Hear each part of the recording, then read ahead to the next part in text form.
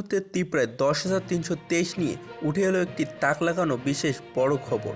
কী নির্দেশ দিলেন মহামান্য সুপ্রিম কোর্ট, বিস্তারিত জানিয়ে দেব, সঙ্গে থাকবেন।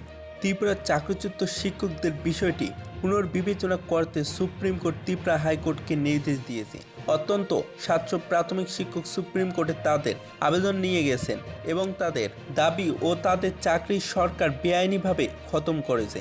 তাছাড়াও তাদের দাবি যে তাদের চাকরি থেকে ছাঁটাই করে দেওয়া হলেও তাদের নামের বেতন ভাতা সবই চালু আছে সরকারের খাতায়। ত্রিপুরা হাইকোর্ট এই ধরনের বেশ কিছু আবেদন আগে খারিজ করে দিয়েছে। কোনো ক্ষেত্রে কষ্ট নিয়েছে।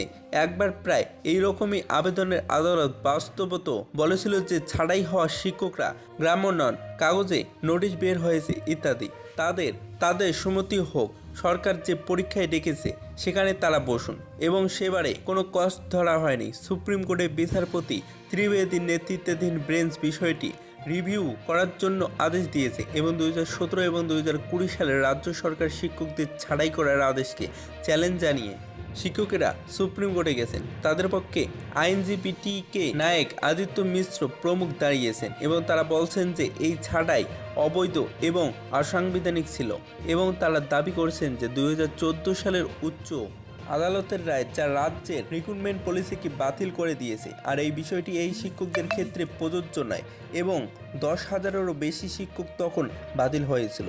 নায়েক আশাবাদী যে হাইকোর্ট সুপ্রিম কোর্টের এই আদেশকে ইতিবাচকভাবে গ্রহণ করবে। অবশ্যই এই জল্পনা কল্পনা কোন দিকে করে সেই দিকে তাকিয়ে রয়েছেন সকলেই। যদি ভিডিওটি ভালো লাগে তাহলে একটি লাইক দিবেন, চ্যানেলে নতুন হলে সাবস্ক্রাইব করে পাশে থাকা বেল আইকনটি প্রেস করে রাখবেন এইরকম লেটেস্ট ভিডিও আপডেটগুলি সর্বপ্রথম পাওয়ার জন্য। বিয়ের পর ভিজিট অফ বাংলা।